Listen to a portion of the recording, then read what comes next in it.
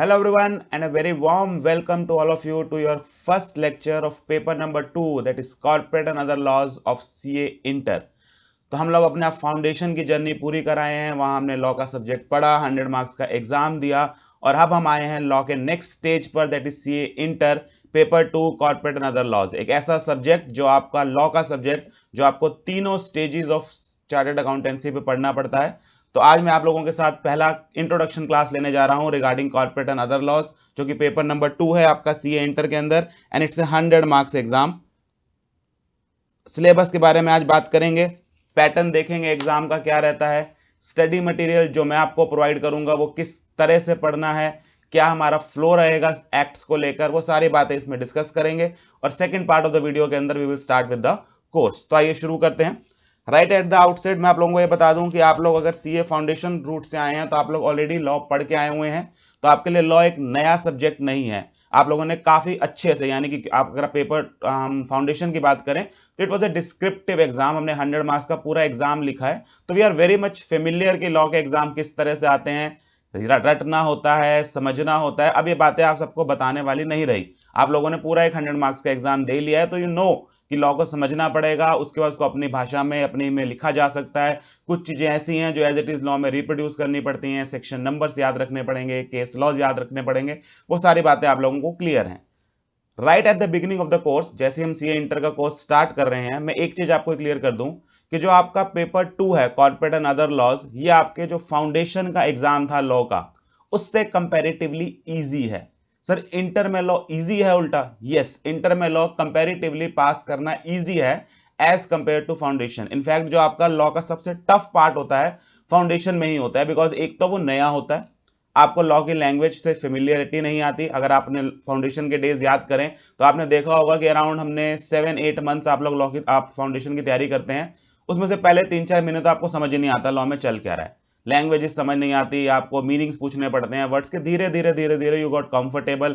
आज आपको एग्जाम में केस स्टडीज कैसे हैंडल करनी है वो पैटर्न भी समझ आ चुका होता है। तो एक तो आप वहां पर थोड़े से ये कह लीजिए कि पिछली बार से या फाउंडेशन लेवल से ज्यादा एक्सपीरियंस्ड हो जाते हैं, इसलिए आपको आसान लगता है। सेकेंडली, इंस्टीट्यूट ने भी जो आपका paper 2 corporate and other laws है इंटर लेवल पर, वो कंपैरेटिवली पास करना आसान कर रखा है। क्यों? क्योंकि फाउंडेशन में हमने देखा था कि हमारा पूरा का पूरा पेपर 100 मार्क्स का डिस्क्रिप्टिव होता था, जबकि अगर आप सीए इंटर में देखें या इनफैक्ट आप आगे सीए फाइनल में भी देखेंगे, यहां पे लॉ के एग्जाम में 30 मार्क्स के एमसीक्यूज आते हैं। तो that makes it easier. Sir लेकिन एमसीक्यू में भी वही दिक्कत है कि फिर गलत हो जाता है, उल्टा नेगेटिव मार्किंग होती है। एंड द यही सबसे इंपॉर्टेंट कैच है कि जो आपके एमसीक्यूज आते हैं पेपर नंबर 2 सीए इंटर के अंदर, 30 मार्क्स के आते हैं और उनमें कोई नेगेटिव मार्किंग नहीं होती है। देन इन दैट केस आपको समझ आ जाएगा इस एग्जाम को पास करना कंपैरेटिवली आसान है। आप बात समझते हैं कि चीज आना, उसको एमसीक्यू में आंसर करना और उसी चीज को लिख के डिस्क्रिप्टिव में आंसर करना, जमीन आसमान का फर्क आ जाता है। आपके ज्यादातर मार्क्स जो कटते थे वो इसलिए कटते थे कि सर आंसर तो आता था, 5 मार्क्स की केस स्टडी आई, लिख के आए आंसर, 3 नंबर मिल गए। एमसीक्यूज में ऐसा नहीं होता, एमसीक्यूज 1 मार्क्स के या 2 मार्क्स के भी आते हैं पेपर के अंदर, तो उसमें सही है तो सही है, गलत है तो गलत है। Obviously it's a concept based thing, तो कंसेप्चुअली पढ़ना है, पेपर आसान करना या पेपर पास करना, इस वजह से हमारे पास इंटर लेवल के ऊपर थोड़ा सा आसान हो जाता है। सर फिर सिलेबस ज्यादा होगा? बिल्कुल नहीं, सिलेबस हूबहू उतना है जितना फाउंडेशन में था। अगर आप लोगों ने मेरी फाउंडेशन में क्लासेस ली थी तो आपने देखा होगा अराउंड 45 और लेक्चर्स थे। आपके सीए इंटर में भी सेम उतने ही लेक्चर रहते हैं, वही ड्यूरेशन रहती है लेक्चर की। मेरा लेक्चर, कोई भी लेक्चर 2 घंटे से ऊपर नहीं जाएगा, ज्यादातर 1 आवर 30 मिनट्स में खत्म हो जाते हैं, 1 hour 40-45 minutes, that's the maximum length, और वही आपकी फाउंडेशन के अंदर रहती थी। तो सिलेबस हूबहू सेम है। वहां भी आप 5 एक्ट पढ़ के आते थे, यहां भी मैं सिलेबस डिस्कस करूंगा, यहां भी आपके पास 5 एक्ट ही हैं जो आपने कवर करना है। तो ये एक लोता ऐसा सब्जेक्ट है जो कि सीए फाउंडेशन के कंपैरेटिवली मेरे हिसाब से इंटर में मुश्किल नहीं होता, इसका लेवल नहीं बढ़ता, ये वहीं का वहीं है। जितना आपको फाउंडेशन में टफ लगा था उससे कन्फैक्ट आसान ही लगेगा इसको सीए इंटर के अंदर क्लियर करना, क्योंकि अब आप ज्यादा एक्सपीरियंस हो चुके हैं लॉ पढ़ने के लिए। तो आइए शुरू करते हैं इस इंट्रोडक्शन के साथ कि हम एक बार पहले बात कर लेते हैं बेटा सिलेबस की। अगर हम सिलेबस की बात करें तो सब्जेक्ट का नाम है हमारा कॉर्पोरेट एंड अदर लॉज। तो ऑब्वियसली यहां से समझ आ रहा है कि हमारा जो कोर्स है वो 2 पार्ट्स में डिवाइडेड है। First is corporate law and other is other laws. तो हम कॉर्पोरेट लॉ और अदर लॉज की बात करें तो इनका जो मार्क्स डिस्ट्रीब्यूशन है that is 60 and 40 marks. That means जो हमारे 60 मार्क्स ऑफ द सिलेबस रहेगा वो कॉर्पोरेट लॉ से रहेगा और 40 मार्क्स जो रहेगा वो अदर लॉ से रहेगा। अब अगर मैं कॉर्पोरेट लॉ की बात करूं तो जहां पे मेजर पोर्शन है वो आपका 60 मार्क्स का, corporate law is nothing, it is companies act. Companies act का थोड़ा सा इंट्रोडक्शन, कंपनीज एक्ट 2013, इसका थोड़ा सा इंट्रोडक्शन हम लोग फाउंडेशन लेवल पे लेके आते हैं। टू बी वेरी प्रिसाइज अगर हम देखें तो हमने सेक्शन 10 तक पढ़ा था वहां पर, जहां मैंने effect of memorandum and articles वहां आपको खत्म करा दिया था। तो दैट वाज ऑल, हमने सेक्शन 10 तक पढ़ा था और मैंने आपको वहां बताया था कि जो हमारा कंपनीज एक्ट है उसके अंदर टोटल 470 सेक्शंस हैं। ये बात आप लोगों को क्लियर थी कि 470 सेक्शंस में हमारे पास डिवाइडेड था, जिसमें से हमने सिर्फ 10 सेक्शन वहां कवर किए थे। अब अगर आप फाउंडेशन, अब अगर इंटर लेवल की आप बात करें तो यहां पर भी आपका कंपनीज एक्ट का पूरा सिलेबस आपके पास कवर्ड नहीं है। इसके अंदर हमारे पास सेक्शन 1 से लेकर सेक्शन 148 तक इंटर लेवल पर कवर्ड है, यानी कि पूरा का पूरा कोर्स अभी भी इन्होंने हमसे हमारे साथ कवर नहीं किया। These are 10 chapters of companies act. मैंने आपको बताया था कंपनियां 470 सेक्शंस हैं, 29 चैप्टर्स में डिवाइडेड है, जिसमें से first 10 chapters that is section 1 to section 148 हमने अब इंटर लेवल पे कवर करने हैं।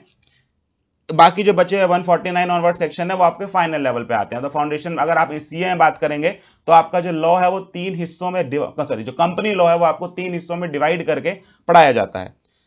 दिस विल बी 60 मार्क्स, 1 से 148 तक करेंगे। ऑब्वियसली जो स्टार्टिंग के लेक्चर रहेंगे कंपनी एक्ट के वो कहीं ना कहीं आपको रिपीटिशन लगेंगे, क्योंकि वो 1 से 10 तक आपने पढ़ रखा है, लेकिन मुझे फिर से दोबारा मैं आपके साथ सारा कवर करूंगा कि कंपनी क्या होती है। वो सेक्शन 2 की डेफिनेशंस कवर करेंगे, प्रोस्पेक्टस के बारे में पढ़ेंगे, इनकॉर्पोरेशन के बारे में पढ़ेंगे, मेमोरेंडम आर्टिकल्स उनके कंटेंट्स वो सब पढ़ेंगे, और उसके बाद हम सेक्शन 11 ऑनवर्ड्स आगे न्यू स्टार्ट कर लेंगे। तो पहले 1 2 3 लेक्चर जो हमारे कंपनी एक्ट के जाएंगे वो ऑब्वियसली रिपीटिशन ही होगा और वो एक तरह से रिवीजन हो जाएगा आप लोगों के लिए। अच्छा, इसके अंदर अगर मैं बात करूं थोड़ा, इसके अंदर कुछ इंपॉर्टेंट सेक्शंस हैं, जैसे सेक्शन 123 से सेक्शन 148। सर ये इंपॉर्टेंट क्यों है? पहली बात तो जब आपका सीए आईपीसी हुआ करता था वहां पे कोर्स 1 से लेके 122 तक हुआ करता था। That mean CA inter level पर जब हमारा आईपीसी से हम इंटर में ट्रांसमिट हुआ, सिलेबस चेंज हुआ, उस समय 123 से 148 एडिशनल ऐड कर दिया गया लॉ के सिलेबस के अंदर। पहले तो ये तीन इन सेक्शंस में अराउंड 25 और सेक्शंस में है क्या बेटा, ये 3 चैप्टर हैं, chapter 8, chapter 9 and chapter 10 of companies act. Chapter 8 जो हमारा बात करता है 123 से 127 डिविडेंड के बारे में, 128 से 138 अकाउंट्स ऑफ कंपनी के बारे में, एंड 139 से 148 हमारा ऑडिट के बारे में। तो ये हमारे 3 चैप्टर्स हैं। ये हमारा हो गया डिविडेंड के बारे में, चैप्टर 9 हमारा हो गया अकाउंट्स के बारे में, accounts of company, and chapter 10 हमारा हो गया ऑडिट के बारे में। ये तीनों चैप्टर जो हैं ये हूबहू आपका जो पेपर नंबर 6 होता है सेकंड ग्रुप के अंदर, ऑडिट एंड अश्योरेंस, ये उसके अंदर रिपीट होते हैं। इसलिए मैं ये कहता हूं ये इंपॉर्टेंट होते हैं, क्योंकि अगर आप इनको यहां कर लेते हैं तो कहीं ना कहीं आप अपने ऑडिट का भी एक काफी मोटा पोर्शन कवर कर जाते हैं। और अगर मैं इसकी वेटेज बताऊं तो यहां पर भी ये 3 चैप्टर अराउंड 15 मार्क्स तक के पूछ लिए जाते हैं पेपर के अंदर, और सेम लगभग यही वेटेज इनकी आपकी जो ऑडिट का पेपर है उसके अंदर भी रहता है। तो सिर्फ एक बार पढ़ने से आप ये समझिए कि आप 2 पेपर के अंदर 15 मार्क्स की कवरेज कवर कर लेते हैं। तो मैं बड़े डिटेल में इनको कवर कराऊंगा, शायद ऑडिट की क्लासेस में आपको इनको इतनी डिटेल में पढ़ने की जरूरत भी नहीं पड़ेगी, वहां एक तरह से आपकी रिवीजन हो जाती है। उन बच्चों के लिए जो दोनों ग्रुप एक साथ देते हैं उनके लिए बड़ा बेनिफिशियल हो जाता है कि ये वाले टॉपिक्स है वहां पर कॉमन दिखाई देने शुरू हो जाते हैं। तो this is about companies act. Companies act में यही कुछ है हमारे पास, 1 से लेके 148 सेक्शंस तक हमने कवर करना है। टोटल 10 चैप्टर्स हैं जो हमने कवर करने हैं। उसके अंदर मैंने आपको बता दिया कि चैप्टर 8, 9 एंड 10 ये कॉमन सिलेबस में आ जाते हैं, जो आपके ऑडिट के सिलेबस के साथ भी मैच कर जाएंगे। नेक्स्ट हम बात कर लेते हैं अदर लॉज की, the more scoring portion of the course, क्योंकि यहां पर बेटा एक्ट हैं छोटे छोटे, वेटेज दी हुई है अच्छी बड़ी बड़ी उनको। पहला जो हमारे पास अदर लॉज में एक्ट आता है that is contract act. Sir contract act तो हम पढ़ के आए थे, दोबारा पढ़ाएंगे हमें कॉन्ट्रैक्ट एक्ट? नहीं बेटा, कॉन्ट्रैक्ट एक्ट आप पूरा पढ़ के नहीं आए थे। कॉन्ट्रैक्ट एक्ट 1872 की मैं अगर बात करूं तो हमने वहां पर सेक्शन 1 से लेके 75 तक पढ़ा था, जिसको हम जनरल प्रिंसिपल बोलते हैं, हमने फाउंडेशन लेवल पे पढ़ा था। उसके बाद अगर मैं सेक्शन 76 से 122 तक की बात करूं तो ये एक्ट में से ही कट चुके हैं, ये सेल्स ऑफ गुड्स एक्ट बन गया था। उसके बाद 3 टॉपिक्स हैं जिनको हम स्पेशल एक्ट्स बोलते हैं, वो हमने यहां पर कवर करने हैं। One is indemnity and guarantee, जिनको हम बोलते हैं contracts of indemnity and guarantee. Chapter है एक छोटा सा, ये कह लीजिए कि 2 या 3 क्लासेस में खत्म हो जाता है। Contracts of indemnity and guarantee है कॉन्ट्रैक्ट बेटा, बस थोड़ा स्पेशल टाइप ऑफ कॉन्ट्रैक्ट्स हैं, कवर किए गए हैं सेक्शन 124 से लेकर 147 तक। सेकेंड चैप्टर जो हमने यहां कवर करना होता है that is contracts of bailment and pledge. Bailment वगैरह के बारे में थोड़ा सा हमने जिक्र पहले भी पढ़ा था, तो बेलमेंट एंड प्लेज सेक्शन 148 से लेकर सेक्शन 181 तक। एंड लास्टली हमारे पास आ जाते हैं contracts of agency, that is sections 182 से लेकर सेक्शंस 238 तक। तो हमारे पास 3 चैप्टर्स हैं जो हमारा कॉन्ट्रैक्ट एक्ट का कोर्स बनता है एट द इंटर लेवल, बस इतना ही पढ़ना है। इसके इनफैक्ट आगे कुछ है ही नहीं। 239 से 266 जो कॉन्ट्रैक्ट एक्ट है वो कट के पार्टनरशिप एक्ट बन गया और इससे आपका कॉन्ट्रैक्ट एक्ट पूरा कवर हो जाएगा। तो हमने 1 से 75 ये फाउंडेशन लेवल पे पढ़ा, बीच के 3 जो ये चैप्टर्स हैं ये हम इंटर लेवल पे पढ़ेंगे, बाकी सेक्शंस कट के सेल्स ऑफ गुड्स एक्ट और पार्टनरशिप बन चुके हैं, तो कॉन्ट्रैक्ट एक्ट पूरा कवर हो जाएगा। इसके अगर मैं वेटेज की बात करूं तो बेटा ये 40 में से, या इनफैक्ट जगह अगर आप उसके साथ बात करें, थोड़ा ऑप्शंस भी आते हैं पेपर में, आप देख चुके हैं फाउंडेशन में भी, तो ये 45 तक चला जाता है। तो ये 15 मार्क्स का पेपर जो आपका है लगभग पूरा का पूरा कॉन्ट्रैक्ट एक्ट से आ जाता है। अराउंड 5 मार्क्स की वेटेज या किसी में से 6 किसी में 4 की वेटेज आप इन तीनों चैप्टर से मिला के कर सकते हैं। काफी स्कोरिंग रहता है, काफी प्रिडिक्टेबल रहता है पेपर, यानी कि जो पुराने क्वेश्चंस आए हुए हैं, क्योंकि चैप्टर है बेटा, एक चैप्टर में से कितने ही क्वेश्चन बन जाएंगे, सालों से पढ़ाते आ रहे हैं तो वही क्वेश्चंस लगभग रिपीट होते रहते हैं, तो आप बड़े आसानी से इसमें मार्क्स स्कोर कर जाते हैं। सेकंड जो हमारे पास आता है इसके अंदर अदर लॉस के अंदर that is negotiable instrument act. अब अगर मैं नेगोशिएबल इंस्ट्रूमेंट्स की बात करूं तो थोड़ा बहुत जिक्र आप नेगोशिएबल इंस्ट्रूमेंट्स का अपनी छोटी क्लासेस में या कह लीजिए 11th 12th के अंदर पढ़ के आते हैं। आप bills of exchange, promissory notes, cheques, accounts में इनका जिक्र पढ़ते हैं, इनकी एंडोर्समेंट, इनकी बाउंसिंग हो जाना, उनकी एंट्रियां पास करते हैं, तो आपको आइडिया होता है। ऐसा नहीं है नेगोशिएबल इंस्ट्रूमेंट आपको बिल्कुल ब्लैंक होता है, लेकिन ऑब्वियसली जब मैं आपको उसको लॉ के अंदर पढ़ाऊंगा तो पहली बात तो जो आपके बिल्स ऑफ एक्सचेंज हैं, प्रॉमिसरी नोट्स हैं, चेक्स हैं, ये पूरे के पूरे 3 जो इंस्ट्रूमेंट हैं these are governed by negotiable instruments act 1881। तो इनके बारे में, इस एक्ट के बारे में शायद आप लोगों ने नाम सुना होगा, नहीं भी सुना तो आज मैं आपको क्लियर कर देता हूं कि ये तीनों जो चीजें हैं ये आपकी नेगोशिएबल इंस्ट्रूमेंट्स कहलाती हैं और ये नेगोशिएबल इंस्ट्रूमेंट्स एक्ट के तरह से के अंडर गवान होती हैं।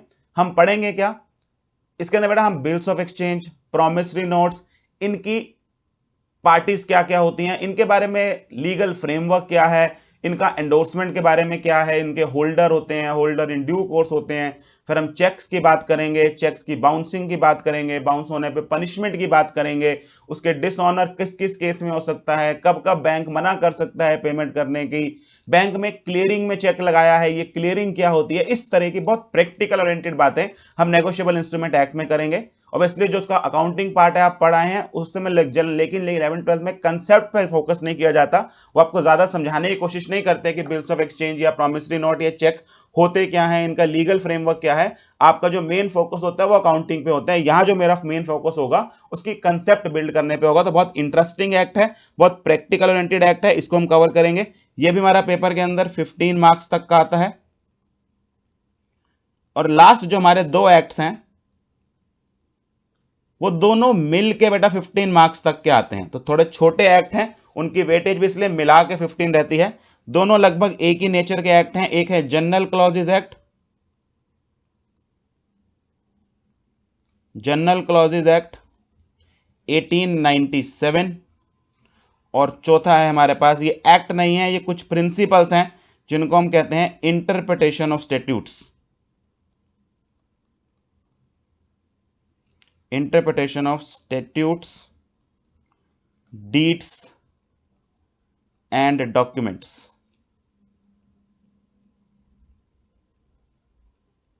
ये दोनों को अगर मैं मिलाऊं तो ये दोनों 15 मार्क्स के आते हैं। इनके अंदर है क्या बेटा, इन दोनों एक्ट को मिला के अगर मैं देखूं तो ये दोनों में ही जो इनका वेरी पर्पस है वो है बाकी एक्ट्स को पढ़ने में हेल्प करना। बाकी एक्ट्स को पढ़ते समय अगर कोई एम्बिग्विटी आती है, कोई डाउट आते हैं, कोई क्लैरिटी नहीं होती, तो इन एक्ट्स की या इन इंटरप्रिटेशन के प्रिंसिपल्स के थ्रू उसका मीनिंग निकालने की कोशिश की जाती है। जनरल क्लॉजेज एक्ट का मैं आपको थोड़ा सा एक तरह से एग्जांपल देता हूं। आप लोगों ने देखा होगा कि हमने कई एक्ट्स पढ़े फाउंडेशन लेवल पे, पार्टनरशिप एक्ट पढ़ा, सेल्स ऑफ गुड्स एक्ट पढ़ा, कॉन्ट्रैक्ट एक्ट पढ़ा, एलएलपी पढ़ा। इन सब में खासियत थी इन सब में एक डेफिनेशनल सेक्शन होता था, सेक्शन 2 करके, जहां आप डेफिनेशंस पढ़ते थे, जैसे आपने offer, acceptance, void agreement, void contract, ये सारी डेफिनेशन कॉन्ट्रैक्ट एक्ट में पढ़ी।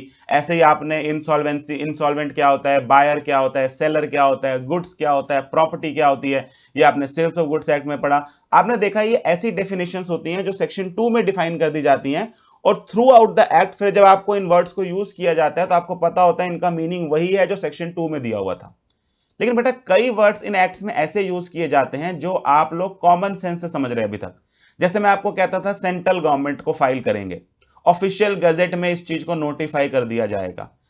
फाइनेंशियल ईयर वर्ड मैंने यूज कर लिया था, ईयर वर्ड में यूज कर रहा था, मंथ वर्ड में यूज कर रहा था। आप में से किसी ने नहीं पूछा सर मंथ क्या होता है, आप में से किसी ने नहीं पूछा सर ईयर क्या होता है, सर ये सेंट्रल गवर्नमेंट क्या होती है, सर ये स्टेट गवर्नमेंट किसको बोलते हैं, ये ऑफिशियल गैजेट क्या होती है। मैंने आपको ऊपर ऊपर से बता दिया और आपने मान लिया, लेकिन क्या ये उस एक्ट में डिफाइंड थे? The answer was no.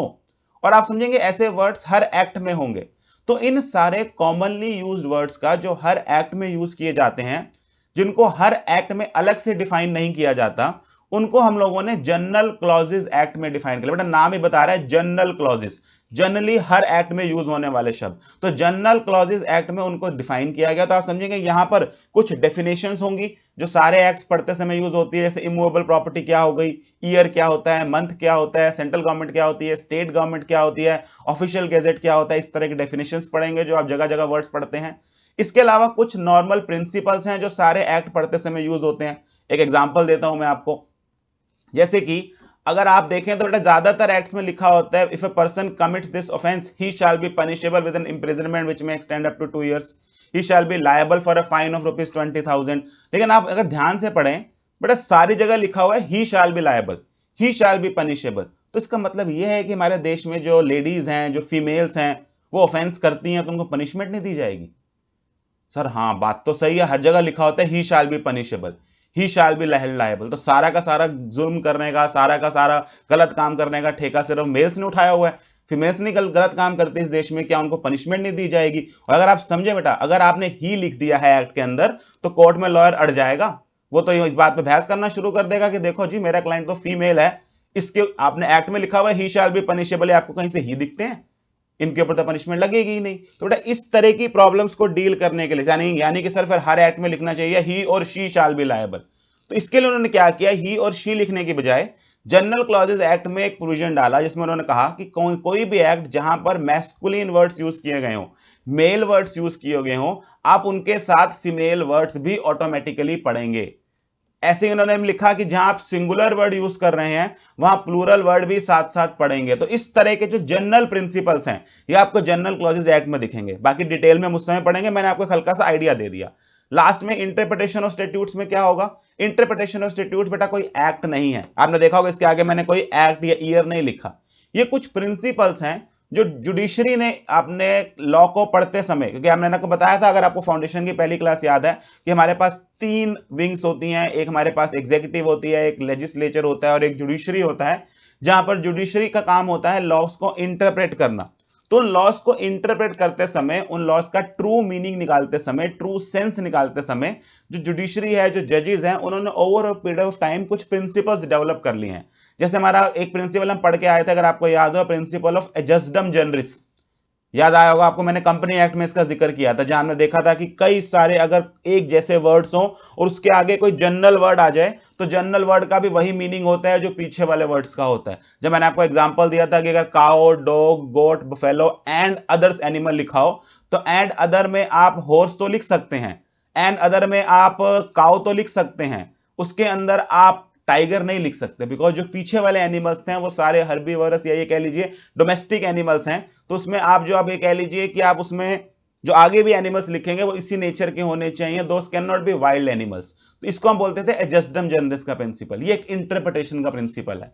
ऐसी जो बड़ा commonly use primary principle of interpretation है उसको हम बोलते हैं लिटरल कंस्ट्रक्शन।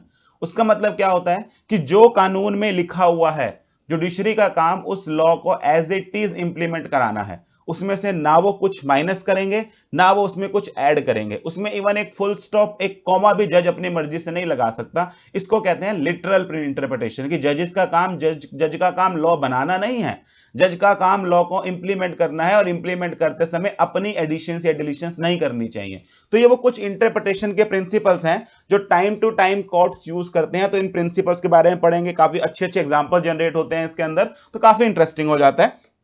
ये मैंने आपको कोर्स के बारे में बताया, अगर आप चाहें तो उसको नोट डाउन कर सकते हैं कि भैया ये हमारा कोर्स है। 60 मार्क्स का कॉर्पोरेट लॉ रहता है हमारे पास, कंपनीज एक्ट कवर करेंगे जिसमें सेक्शन 1 से 148 रहेगा। अदर लॉज में हमारे पास 40 मार्क्स की वेटेज रहेगी, जिसके अंदर हमारे पास 4 एक्ट आ जाएंगे। कॉन्ट्रैक्ट एक्ट पूरा नहीं है, इसलिए 3 चैप्टर हैं। Negotiable instrument act, complete act रहेगा। जनरल क्लॉजेज एक्ट और इंटरप्रिटेशन ऑफ स्टैट्यूट्स दोनों मिला के 15 मार्क्स के पेपर के अंदर आपके पूछ लिए जाएंगे। चलिए, with this we are done with the syllabus part. Next अब मैं आप लोग के साथ डिस्कस करने जा रहा हूं कि हमारा एग्जाम का पैटर्न क्या रहता है।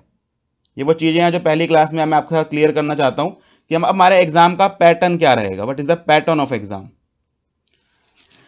अच्छा जी, अगर हम एग्जाम पैटर्न की बात करें तो गाइज हमारा जो लॉ का एग्जाम है वो 2 सेक्शंस में डिवाइड होकर आता है, सेक्शन ए और सेक्शन बी।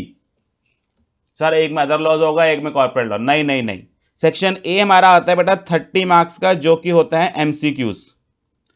इसके लिए आपको एक ओएमआर शीट प्रोवाइड की जाती है अलग से, जिसको आपको भरना होता है, वहीं सबमिट करना होता है। इनफैक्ट इसका क्वेश्चन पेपर भी आपसे वापस ले लेंगे, जैसे फाउंडेशन में लिए हैं उन्होंने। और एक सेक्शन बी होगा जो कि होगा 70 मार्क्स का, जो कि होगा डिस्क्रिप्टिव एग्जाम का।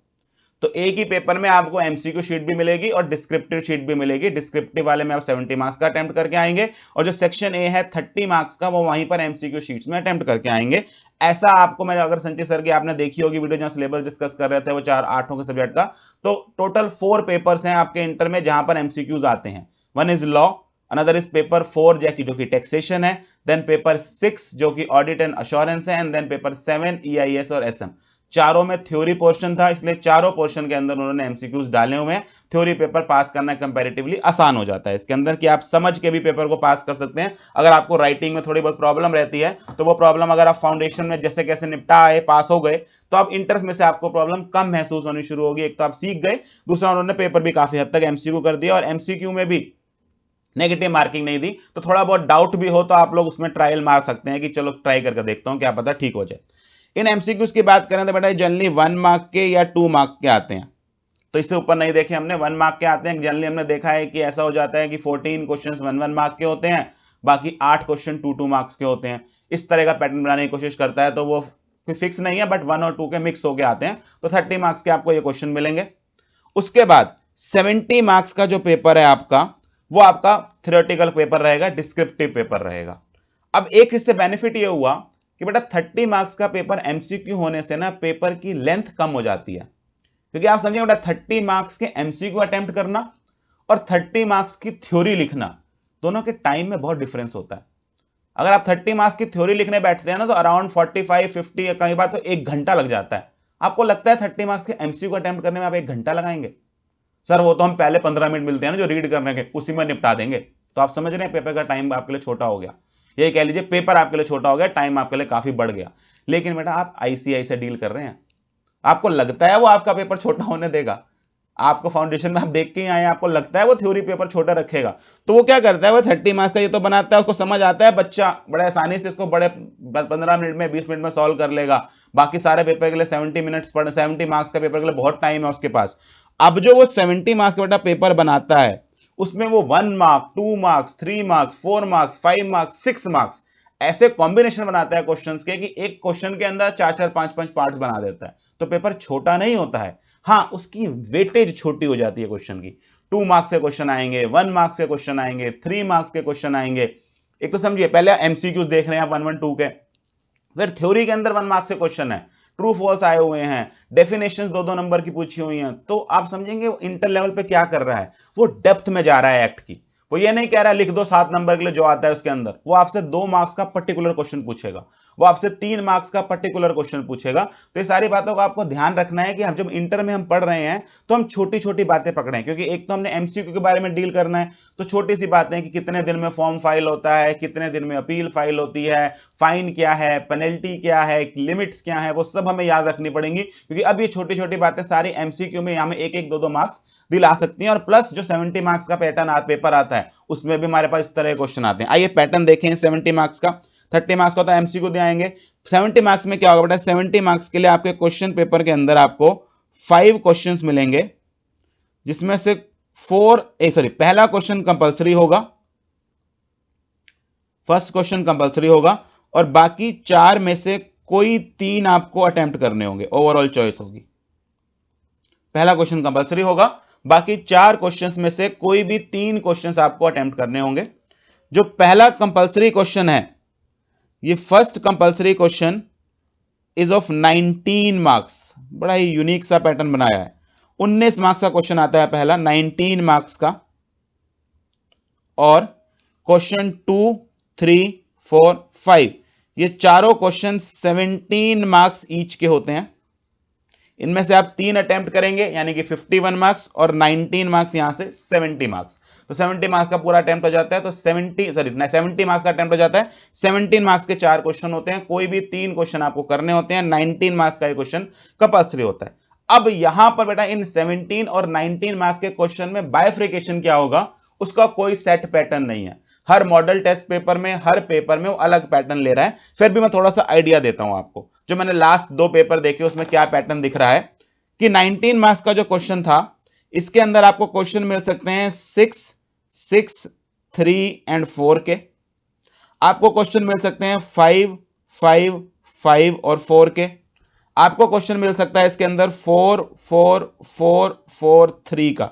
असल में यहां तो 5 क्वेश्चन है, वो पांचों एक्ट के क्वेश्चन बना जाएगा। 4, 4, 4, 4, 3 कंपल्सरी क्वेश्चन में पूरा उसने सारे एक्ट कवर कर दिए। यहां पर वो कई बार एक एक्ट छोड़ देता है, इस पैटर्न पे भी क्वेश्चन आए हुए हैं। तो 4 क्वेश्चन भी हो सकते हैं, 5 क्वेश्चन भी हो सकते हैं। इनफैक्ट ये जो 4 नंबर का क्वेश्चन है ना, इसमें एक बार तो 1 मार्क के 4 ट्रू फॉल्स पूछे हुए थे उसने। तो कुछ भी कर सकता है वो पेपर में, ऐसा नहीं है कि वो आपसे 1 नंबर का क्वेश्चन नहीं पूछेगा। आप देख रहे हैं 1 मार्क का भी आ रहा है, 6 का भी आ रहा है, 3 का भी आ रहा है, 4 का भी आ रहा है। ऐसे अगर मैं 17 मार्क्स की बात करूं तो यहां भी कई पैटर्न है। यहां पर जैसे एक क्वेश्चन आए हुए थे 5, 4, 4 और 4 के। इस 4 के अंदर उसने 2 + 2 पूछा हुआ था। फिर उसका एक पैटर्न था जहां उसने 6, 4, 4, 3 का बनाया था। इस 6 में उसने 3, 3 के 2 क्वेश्चन पूछे हुए थे। इस 4 में उसने 2, 2 के क्वेश्चन पूछे हुए थे। आप देख रहे हैं एक क्वेश्चन के अंदर कितने पार्ट हो गए, 1, 2, 3, 4, 5, 6 पार्ट एक 17 नंबर के क्वेश्चन के अंदर बन रहे हैं। आपको लगता है पेपर छोटा होगा? आप खुद बात को जानते हैं फाउंडेशन का लिख के कि केस स्टडी 3 की आ जाए, केस स्टडी 4 की आ जाए या 5 की आ जाए, लिखना तो सर बराबर ही पड़ता है। कैसे कम कर दूंगा मैं उसको, लॉ तो लिखूंगा ही, कंक्लूजन भी लिखूंगा ही, तो आप समझेंगे पेपर ऐसे लेंथी कर देता है वो। उसके अलावा मैंने जो आपको पैटर्न बताया, एक इस तरह का पैटर्न आता है 3, 3, 4, 4, 3। पहले 5 क्वेश्चन डाले हुए हैं उसके अंदर से 17 मार्क्स के, और फिर एक 3 के साथ वो इंटरनल चॉइस दे रहा होता है 3 की। जनरली जो लास्ट क्वेश्चन होता है वो इस पैटर्न पे होता है कि वहां एक इंटरनल चॉइस भी आती है। तो ज्यादा कंफ्यूज होने की जरूरत नहीं है। मोटा मोटा आपको क्या याद रखना है कि 19 मार्क्स का पहला क्वेश्चन आएगा कंपलसरी। अब उसमें कोई भी पैटर्न आ सकता है, 1 मार्क्स से लेकर 6 मार्क्स तक का कोई भी क्वेश्चन आ सकता है। ऐसे ही जो बाकी बचे हुए 17 मार्क्स के क्वेश्चन आएंगे, 4 उनमें से 3 हमने अटेम्प्ट करने हैं, वहां भी कोई फिक्स पैटर्न नहीं है। 17 मार्क्स का क्वेश्चन आएगा ये पक्का है, लेकिन अंदर क्या करेगा वो, उसके 3-3 के क्वेश्चन बनाएगा, 2 के बनाएगा, 5 का डालेगा, 4 का डालेगा, 1 मार्क का डालेगा, कोई क्लैरिटी नहीं है उसके ऊपर। तो आप पुराने मॉडल टेस्ट पेपर अगर उठाएंगे तो आपको इस तरह के पैटर्न्स दिखाई देंगे। तो इससे बात क्या निकल के आती है, छोटे क्वेश्चंस पे फोकस करना है हमें। 1, 1, 2, 2, 3, 3 मार्क्स की चीजों को याद रखना है। अब आपसे वो सेक्शन 8 कंपनी पूरी नहीं पूछने वाला। मेरे पास ये टॉपिक पूछता है वो सेक्शन 8 कंपनी, अभी भी होल्डिंग कंपनी, सब्सिडरी कंपनी, बिल्कुल। आप कोई भी इंटर का पेपर उठाकर देख लीजिए, उसमें 1 person company, small company, holding company, subsidiary company, आपका सेक्शन 8 कंपनी, इनमें से क्वेश्चंस आए हुए होते हैं। और वही सेम लेवल ऑफ क्वेश्चंस आए हुए होते हैं जो फाउंडेशन में आए हुए होते हैं। इसलिए मैं ये नहीं कह रहा कि पेपर कोई टफ हो गया, लेवल ऑफ क्वेश्चनिंग भी सेम ही है, सिलेबस भी लगभग सेम ही है, क्लासेस भी लगभग सेम ही लगती हैं। इनफैक्ट बस एमसीक्यू नए आ गए हैं जिससे पेपर कंपैरेटिवली आसान हो गया है मेरे हिसाब से। तो चलिए, we are done with pattern part. हमने सिलेबस देख लिया, एग्जाम का पैटर्न देख लिया। नेक्स्ट मैं आपके पास आ जाता हूं एक बुक्स के बारे में। एक तो बेटा आपको स्टडी मटेरियल मिलेगा इंस्टीट्यूट की तरफ से, वो इंस्टीट्यूट का मटेरियल आप देखेंगे तो एक अदर लॉज का होगा मटेरियल, एक कंपनी लॉ का मटेरियल होगा, जनरली अपडेटेड नहीं होता। फिलहाल जो अभी आपको वेबसाइट पर अगर अभी आप देखेंगे तो एप्लीकेबल फॉर May 21 एग्जाम लिखा हुआ है उसके ऊपर, नवंबर 21 के लिए नहीं आया है, May 21 तक के लिए आ चुका है, क्योंकि अब नवंबर 21 के लिए मैं अभी आपको बताऊंगा क्यों नहीं आया, क्योंकि इसमें एक अमेंडमेंट का पार्ट आता है कि अमेंडमेंट्स कहां तक की अप्लाई होती हैं। जनरली फाउंडेशन में amendment was not such a big issue, amendments के बारे में भी मैं आपसे बात करता हूं। बुक्स की अगर मैं बात करूं तो मैं अपने मटेरियल की बात कर रहा हूं बेटा। मेरा मटेरियल में अगर आप देखेंगे तो दो पार्ट हैं, तो वैसे दो बुक्स तो होंगी, एक अदर लॉस की बुक होगी, एक कंपनी लॉस की बुक होगी, कंपनीज एक्ट की, और एक जैसे मैं आप लोग मेरे से जो फाउंडेशन में पढ़ते आए हैं बेटा, एक क्वेश्चन बैंक होगा, जिसमें आज तक के आए हुए सारे क्वेश्चन, सारे एमटीपी, सारे आरटीपी, सारे के सारे previous year question with proper solutions, with proper MCQs, सब कुछ इसके अंदर मिलेगा। जो एक कंपनी एक्ट है, इस कंपनी एक्ट की बुक को दो पार्ट में डिवाइड किया हुआ है, 2A और 2B, यानी कि इफेक्टिवली आपको अदर लॉस और फिर एक 2A और एक कंपनी एक्ट की 2B, दो बुक्स मिलेंगी। इसमें मैंने 5 चैप्टर इसमें डाल दिए, 10 में से 5 चैप्टर इसमें डाल दिया, ताकि बुक ज्यादा बल्कि ना हो जाए। और मैंने इस बार क्या किया, मैंने अपने फाउंडेशन के एक्सपीरियंस से सीखा, आप लोग क्वेश्चन बैंक नहीं पढ़ते हैं। आपको क्या लगता है, मुझे मालूम नहीं है, मैं क्या क्या क्या थक जाता हूं, क्वेश्चन बैंक पढ़ लो, क्वेश्चन बैंक पढ़ लो। बच्चा क्या करता है, क्लास देखता है, हद से हद बुक पढ़ लेता है और वो थक जाता है, क्वेश्चन बैंक पढ़ता नहीं। फिर उसको लास्ट में याद आता है क्वेश्चन बैंक पढ़ लूं, फिर जब वो क्वेश्चन बैंक पढ़ता है उसको सिलेबस याद नहीं होता, तो वो हमेशा परेशान रहता है। जब वो सिलेबस करता है क्वेश्चन बैंक नहीं पढ़ता, क्वेश्चन बैंक करता है तो सिलेबस नहीं पढ़ता। इस बार मैंने क्या किया है, मैंने ये क्वेश्चन बैंक हटा दिया है। सर आप क्वेश्चन बैंक नहीं दे रहे हो? नहीं, मैं क्वेश्चन बैंक दे रहा हूं, लेकिन क्वेश्चन बैंक मैंने इन्हीं चैप्टर्स के साथ ही पूरा इंक्लूड कर लिया। इनफैक्ट जो बच्चे मेरे से पढ़ते हैं, जो मेरे से क्लासेस लेंगे, उनको मिलेगा अदर लॉज और कंपनीज एक्ट की बुक, दो पार्ट में 3 बुक्स मिलेंगी, और इनके अंदर ही क्वेश्चन बैंक इंक्लूडेड होगा। हर चैप्टर के पीछे उसके 17, 18, 20 क्वेश्चन मिलेंगे, यानी कि बिल्कुल वही क्वेश्चन बैंक वाले क्वेश्चन, लेकिन चैप्टर्स के साथ, ताकि आप जब पढ़ें चैप्टर्स के साथ उसी समय क्वेश्चंस निपटा लें, उसी समय एमसीक्यूज निपटा लें। हाँ, जो बच्चे कोचिंग नहीं ले रहे हैं, क्वेश्चन बैंक नाम का अलग से प्रोडक्ट मार्केट में अभी भी आता रहेगा, यानी कि वो क्वेश्चन जो मैंने चैप्टर वाइज दिए हुए यहाँ पे, वो मैं चैप्टर वाइज मिक्स करके एक अलग किताब में निकाल देता हूं, जिसको क्वेश्चन बैंक बोलता हूं। तो जो बच्चे क्लासेस ले रहे होंगे उनको क्वेश्चन बैंक नहीं मिलेगा, उनको क्वेश्चन बैंक बुक्स के अंदर इंक्लूडेड मिलेगा। इनफैक्ट बुक के कवर पर लिखा होगा मोटा मोटा, इंक्लूडिंग क्वेश्चन बैंक। और जो बच्चे ऑब्वियसली कोचिंग्स वगैरह नहीं ले रहे या सेल्फ स्टडी से कर रहे हैं या कहीं और से कर रहे हैं, अगर वो क्वेश्चन बैंक लेना चाहें तो क्वेश्चन बैंक अलग से अवेलेबल रहेगा उनके लिए। लास्ट हमारे पास बात आती है एमसीक्यूज की। एमसीक्यूज मैंने आपको बताया है कि जितने मैंने अच्छा, पहली बात तो सर क्या एमसीक्यूज के लिए अलग से प्रैक्टिस करनी पड़ेगी? क्योंकि मार्केट में बुक्स आती है बेटा, 500-500 एमसीक्यूज होते हैं, 800-800 एमसीक्यूज होते हैं, क्या हम वो करें? कोई जरूरत नहीं है बेटा, आप प्रैक्टिकली समझें। अगर आप थ्योरी की तैयारी कर रहे हैं, उसमें से एमसीक्यू आसान, एमसीक्यू अटेम्प्ट करना कोई मुश्किल बात नहीं है। आपने एमसीक्यू की तैयारी करी होती तो थ्योरी अटेम्प्ट करना मुश्किल था। जब आप एक चीज को पूरी डिटेल में पढ़ रहे हैं, उसके अंदर से वो कहीं से कुछ भी पूछ सकता है एमसीक्यू। आप कितने एमसीक्यू प्रैक्टिस कर लेंगे? क्यों टाइम वेस्ट करते हैं 800-800 एमसीक्यू प्रैक्टिस करने से? मैंने क्या किया है कि एमसीक्यूज दिए हैं, लेकिन हर चैप्टर के सिर्फ 30-40 एमसीक्यूज दिए हैं। वो भी ऑब्वियसली चैप्टर्स बहुत ज्यादा हैं, तो कर करा के वो भी 300-400 एमसीक्यूज बन जाते हैं। बट मैं आपको बिल्कुल ही एडवाइस नहीं करूंगा कि आप एमसीक्यूज के ऊपर हजार एमसीक्यू की बुक उठा के सॉल्व करने बैठ जाएं। कुछ नहीं होने वाला। मैं फिर गारंटी देता हूं आपको कि वो पेपर में कुछ नया एमसीक्यू बनाएगा। आपको सिलेबस अच्छे से आना चाहिए, डिस्क्रिप्टिव पेपर की तैयारी करिए, एमसीक्यूज अपने आप अटेम्प्ट होंगे। हाँ, जब टेस्ट वगैरह होंगे या जब क्वेश्चन बैंक पढ़ रहे होंगे, उसमें थोड़े से एमसीक्यू प्रैक्टिस के लिए होने चाहिए कि आपको आइडिया हो जाए, अच्छा इस तरह के एमसीक्यूज आते हैं। वो इंस्टीट्यूट भी अपने इश्यू करता रहता है, वो सारे मैंने कंपाइल करके क्वेश्चन बैंक में और बुक के अंदर इंक्लूड कर दिए हैं। तो एमसीक्यू का कंसेप्ट भी मैंने आपके साथ क्लियर कर लिया। लास्ट जो हमारे पास इंटर में चीज आती है और जो मेनली आपको 2 सब्जेक्ट्स में परेशान करेंगी, अमेंडमेंट्स। बच्चा बड़ा टेंशन में रहता है अमेंडमेंट्स का। सर जो ये क्लासेस आप हमें दे रहे होगे या जो क्लासेस आप दे रहे हैं, ये May 21 अटेम्प्ट के लिए हैं, एप्लीकेबल हैं कि नहीं? नवंबर 21 अटेम्प्ट के लिए एप्लीकेबल हैं कि नहीं? मेरे फलाने दोस्त ने बोला है कि कंपनी लॉ में तो अमेंडमेंट आ गई, कल मैंने न्यूज़पेपर में पढ़ा कंपनी लॉ में तो अमेंडमेंट आ गई, क्या वो पेपर में अप्लाई होगी कि नहीं होगी? बहुत दुखी रहता है, सिलेबस नहीं पढ़ता, इसी बात में दुख रहता है उसको कि मेरे जो मैं पढ़ने बैठूंगा कभी, जो मैं परसों पढ़ूंगा, जो मैंने प्लान किया है कि मैं रिवाइज करूंगा, वो अपडेटेड है कि नहीं, उसको इस बात की ज्यादा टेंशन होती है। तो आइए पहले हम अमेंडमेंट्स की बात क्लियर कर दें। 2 एग्जांपल ले लेता हूं बेटा। नवंबर 21 अटेम्प्ट, मई 21 अटेम्प्ट, कहां तक के अमेंडमेंट्स इसके अंदर आती हैं? क्या आखिरी दिन तक अमेंडमेंट पढ़ते रहना है? The answer is no. Institute ने बेटा 6 महीने का कट ऑफ रखा है, 6 मंथ्स का, दैट मीन्स अगर आप मई 21 की तैयारी कर रहे हैं तो 31 अक्टूबर 2020 तक जो अमेंडमेंट्स आ गई हैं लॉ में वो आपके ऊपर एप्लीकेबल होती हैं। ऐसे ही अगर आप 21 नवंबर 21 में अटेम्प्ट दे रहे हैं तो 30 अप्रैल 2021 6 महीने पहले जो अमेंडमेंट आ गई थी वो आपके ऊपर एप्लीकेबल होगी। उसके बाद इस दौरान आई हुई अमेंडमेंट या इस दौरान आई हुई अमेंडमेंट आपके ऊपर अप्लाई नहीं करेगी। यानी कि मई 21 के लिए 31 अक्टूबर तक की और नवंबर 21 के लिए 30 अप्रैल 2021 वो डेट है जहां की अमेंडमेंट्स आती हैं।